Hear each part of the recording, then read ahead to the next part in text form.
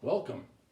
This is another Tactical Technician video brought to you from Diagnation. And today we have a quick scope case study involving a 2011 Kia Optima that came to me with a check engine light on and a history code. It was a P0263 for injector circuit balance code, which involves balance of fueling in each individual cylinder. But when I looked in the manufacturer's flow chart, they were real adamant about the ohmic value of the injector circuit, as far as telling me to ohm out injectors or ohm the injector circuit each from the PCM.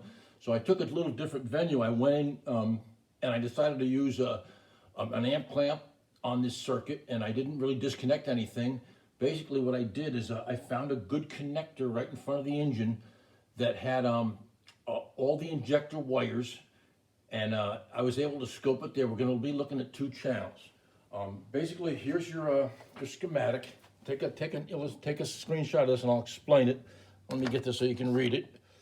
And here's our schematic. Basically, you can see we have the PCM, and then on GDI cars, both injector wires are hardwired back to the PCM. They don't have, well, one of them has a power feed, and the injector and the PCM grounds the other.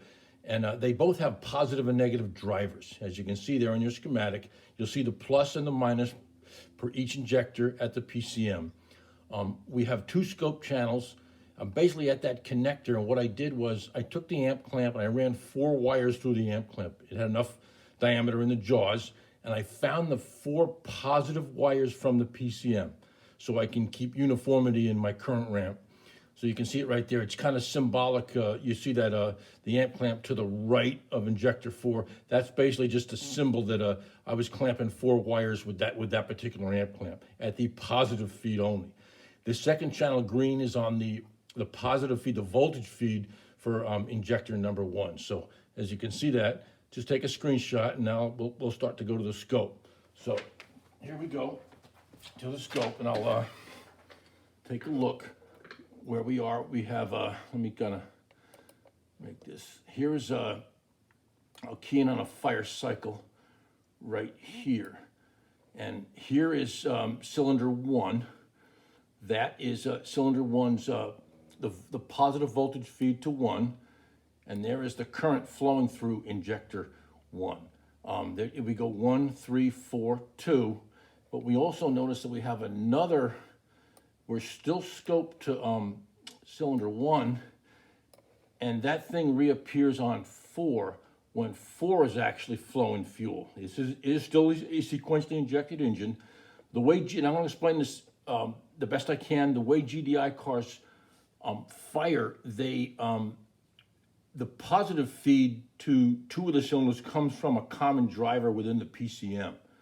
So when 1 is firing over here, its ground is functioning, and the circuit's complete, and that's why you get this current ramp. You actually have current flowing through injector 1, and it fires. When 4 is ready to fire, the 1 feed will feel it, but it won't have any current flowing through 1. It'll have current flowing through 4, the driver on injector 4, and hence that's the current flowing through injector 4. So there's just a way they do that to, I believe, to absorb a flyback voltage to create boost, because as we see here, these injectors don't run on 14 volts. As you can see, they're going to run about, let me get a measurement. We're talking about right here, the peak on the voltage, about 65 volts. And that voltage has to be created within the PCM through a boost capacitor. I'm not a guru as far as the explanation, but there's a lot of good information out there.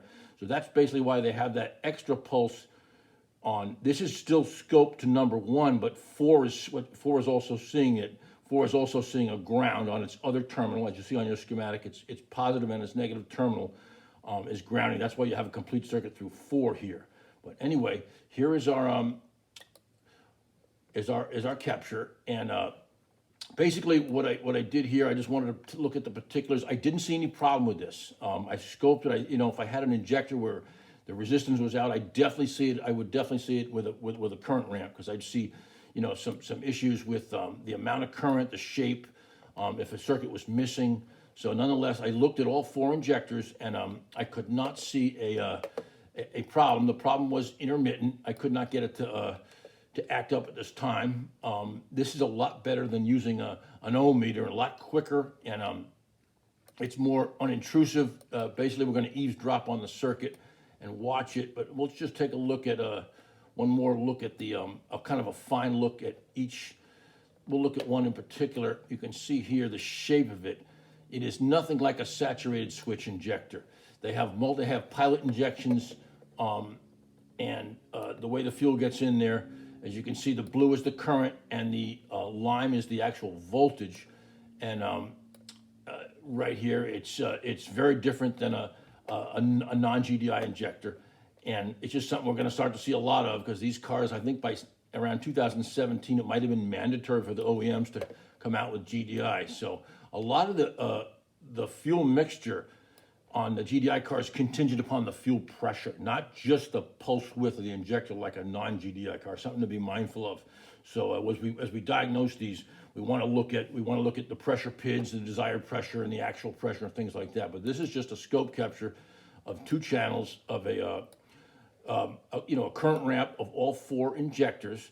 And I didn't use 4 amp clamps. You could. I've done that in other videos, but I was able to just use 1 amp clamp. And Hyundai, Kia have really good engine accessibility at their connectors. So you basically have to get that connector, kind of cut the tape back, find your wires from your schematic, and clamp all of the 4.